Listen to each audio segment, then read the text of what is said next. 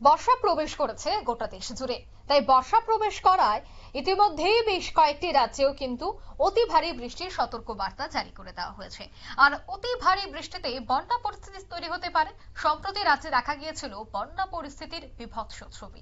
তাই এবার বন্যা পরিস্থিতি মোকাবেলা করার জন্য কৈলাসহর মহকুমা এলাকায় বেশ কয়েকটি জায়গায় চলছে বাঁধ সংস্কারের কাজ। বাঁধ সংস্কার সরকারের দ্রুত এবং কার্যকরী উদ্যোগে উপকৃত হবেন গোটা মহকুমাবাসী। তবে বর্তমানে বৃষ্টিপাত শুরু হওয়ায় বেশ কয়েকটি রাস্তা সম্পূর্ণভাবে চলাচলের অনুপযুক্ত হয়ে পড়েছে। ফলে ব্যাহত হচ্ছে স্বাভাবিকভাবে যান চলাচল। যানবাহন এবং লোকজনের যাতায়াত বন্ধ হয়ে যাওয়ায় বিরাট ক্ষতির সম্মুখীন স্থানীয় ব্যবসায়ীরা।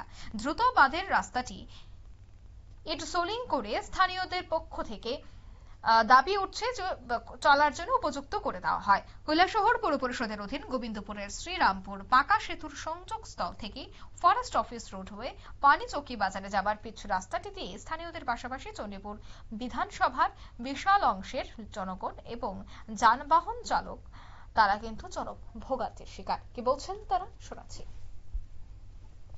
না কিছু না, এই লাইনের যারা শুধু ব্যবসায়ী আছে, আজকে তো কয়দিন ধরে ব্যবসা বাণিজ্য একটা জান না, মানুষ আইলে না ব্যস্ত, কার কাছে ব্যস্ত, একটা মানুষ ওইদিকে বাজার পাইতে পারে না।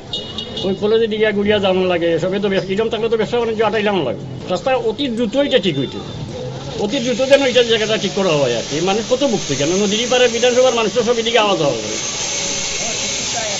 শ্রীরামপুর আলাইপাড়া এটা তো প্রাণ কেন্দ্র রাস্তা, ডিস পার হয়েই তো মানুষের দিকে নদীর পারে যাবতীয় মানুষ, মোটরসাইকেল, গাড়ি টাড়ি যা আছে সবই তো এই রাস্তা দিয়ে। এই রাস্তাতে বৃষ্টি পড়লেই অবস্থা, বৃষ্টি পড়লেই রাস্তার অবস্থা খারাপ হইয়া দাঁড়ায়। মানুষ কেমনি আইব? এটা নিচে তো পিচ রাস্তা আছে, পিচের উপরে না মাটি বানাইছে, আবার এটা পিচ করে দেওয়া এইভাবে কদিন চলবো? বৃষ্টি পড়লে তো সামনে বর্ষা, পুরা বর্ষা, বৃষ্টি পড়লে তো এই অবস্থা হবে। সমস্যা হলো আজকে দীর্ঘদিন এই বৃষ্টি দেওয়ার পর থেকে যেহেতু পিটাপিটির রাস্তা আছে, এটা পিচ করার রাস্তা আছে, এই পিচের উপরে যে মাটি ফেলাইছে বান্ধের কাজে তো আমরা কোনো বাধা নাই, কিন্তু আমরা দ্রুত এটা সোলিং রাস্তা করে দিতে এবং চণ্ডীপুর বিধানসভার ম্যাক্সিমাম মানুষ হইল মেইন রোড হইল এটা, এই রুটে দিয়ে মানে চলাচল করে এবং এই রুটটা বন্ধ হওয়াতে আমাদের এখানে যে ব্যবসায়িকগুলো আছে সব প্রত্যেকটা ব্যবসায়িক কোনোদিন ওই ঘূর্ণিবারটা হইতে যায় না। আচ্ছা কতটা দিন ধরে এই রাস্তার এই অবস্থা, বেহাল দশা, মানে এখানে লাইটটা যাওয়ার মতো না, আর সন্ধ্যা হইলে একটা স্ট্রিট লাইটও জ্বলে না। এই অঞ্চলটা একবার পুরো জমপুরি অন্ধকার হয়ে থাকে। যত জায়গাতে মাটি পড়ছে ম্যাক্সিমাম মাটি কেউ বাড়িতে দিতেছে, কেউ নদীতে দিতেছে, মানে বড় বড় গর্ত হইয়া এখান থেকে কোনো কান্দা, মানে প্রত্যেকটা এই রাস্তাটা পুরাটা রাস্তা মানে এখান থেকে গর্ত করতে রাস্তা, এই রাস্তাটা তো মেন হলো পিটারবিটির, তাইলে প্লাট কন্ট্রোলের দোষ দিয়ে তো হইতো না, তারা পিটারবিটির কাজ করুক না। এটা দ্রুত কাজ না করলে মানুষ এখানটা একদম চলাফেরা করতে পারছে না, মানে প্রত্যেকটা মানুষের ডেইলি বাইক লিয়া গাড়ি লিয়া প্রত্যেক দিন উল্টে পাল্টে খাইতেছে।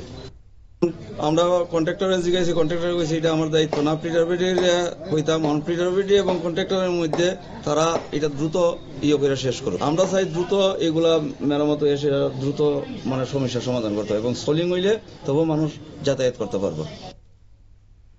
আপনারা শুনলেন তাদের এই বক্তব্য। একদিকে বাঁধ সংস্কারের কাজ যেভাবে চলছে, কিন্তু অন্যদিকে রাস্তা সংস্কারের কাজ যেন খুব দ্রুত হয়। তার পাশাপাশি যে স্ট্রিট লাইটের কথা তিনি বললেন এবং অভিযোগ করলেন, সে স্ট্রিট লাইট না থাকায় কিন্তু তারা রাতের বেলায় চলাচল করতে, একদিকে তো বিভৎস রাস্তা, দিনের আলোতেই সে জায়গায় হাঁটা অসম্ভব ব্যাপার, আর সেই জায়গায় রাতের বেলায় ভাবুন কি অবস্থা। তাই সেক্ষেত্রে খুব দ্রুত যেন স্ট্রিট লাইটের ব্যবস্থা, তার পাশাপাশি রাস্তার সংস্কার করা হয়, তার দাবি কিন্তু তুলছেন সেখানকার স্থানীয়রা। নিয়ে নিচ্ছি ছোট্ট একটি বিজ্ঞাপন বিরতি, সঙ্গে থাকুন।